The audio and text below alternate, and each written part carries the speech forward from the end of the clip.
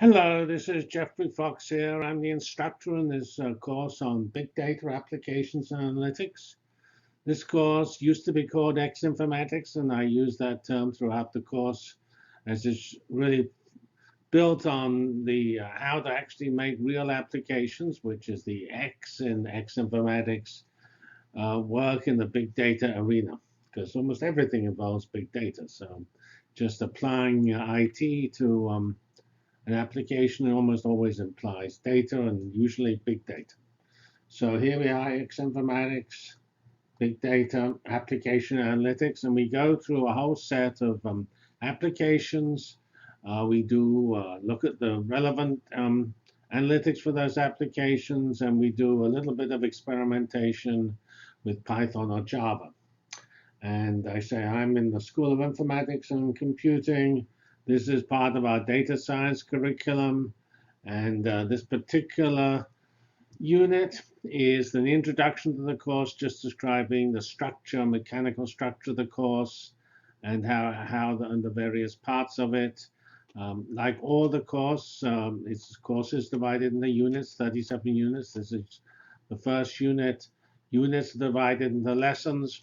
Think of units as roughly a lecture, and think of lessons as the time between cups of coffee, 5 to 15 minutes, because according to diligent studies, you don't fall asleep in that time, whereas you will if we make the lectures longer.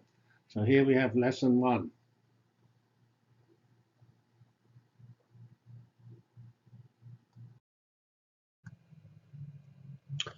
We've already seen this polemic. This is what big data is in one sentence. We use clouds, we run data analytics, those data analytics running on the computers in the cloud, accessing data from storage in the cloud. Everything is done collaboratively. We always work together, whether we synchronize that work via WebEx, Facebook, email, face-to-face, what have you.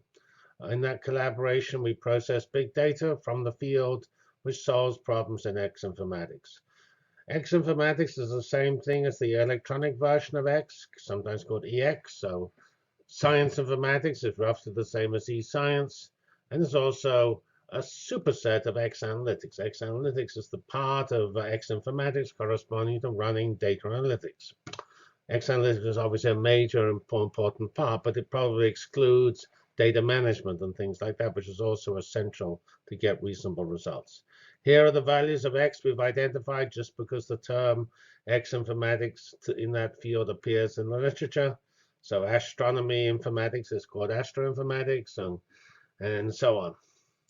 And we have some other fields like the one I'm most associated with, physics, where I have not seen physics informatics significantly in the literature, but there is little doubt that what people do in physics, say to analyze the data from accelerators, is essentially a version of informatics applied to physics, so could be called physics informatics. And all of this is built around a curriculum and an educational effort called data science. Here is this collage of web paraphernalia, which I collected. Some of them just say X informatics, other than most of them actually have the field astroinformatics, pathology informatics. The whole field of biology and health and medicine has lots of informatics attached to it, which we can see here. We have informatics in the area of business, finance, marketing. We have social informatics, which is a field in our school. Policy informatics, geoinformatics, energy informatics, almost everything informatics there is, you can find on the web.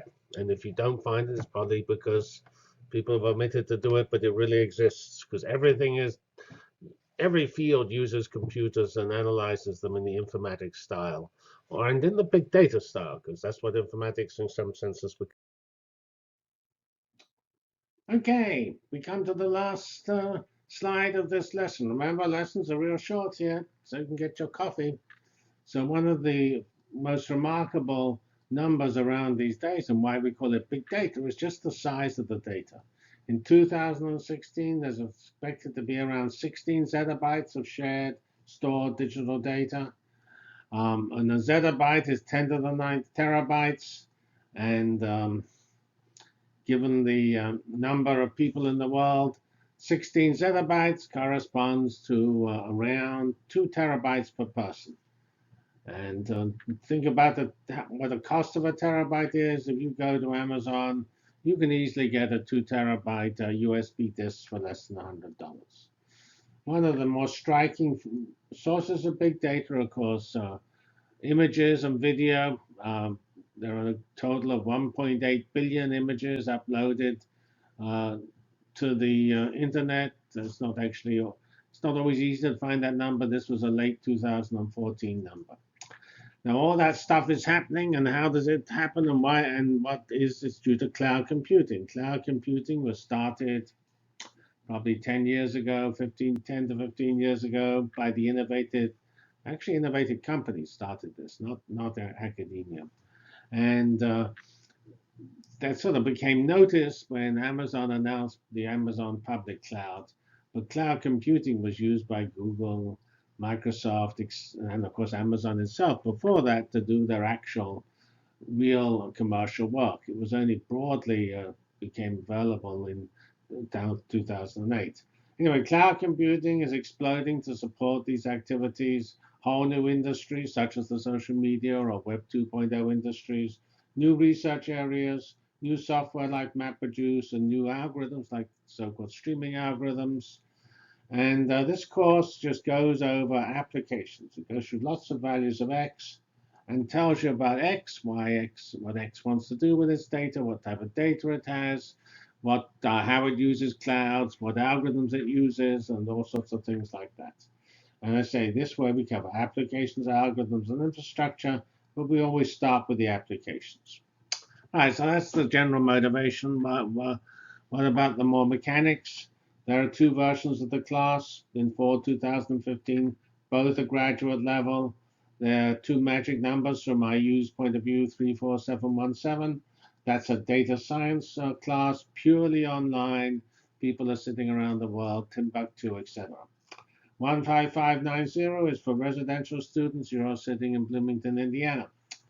And they're actually pretty similar classes. They differ in the interaction mode, and probably the people sitting in Timbuktu have more fun because they're sitting in Timbuktu, plus the class is almost the same. There's also a free MOOC, which has got nothing to do with this class. It has no serious homework and things like that. It's just been around for a long time, and it was the original origin of this class.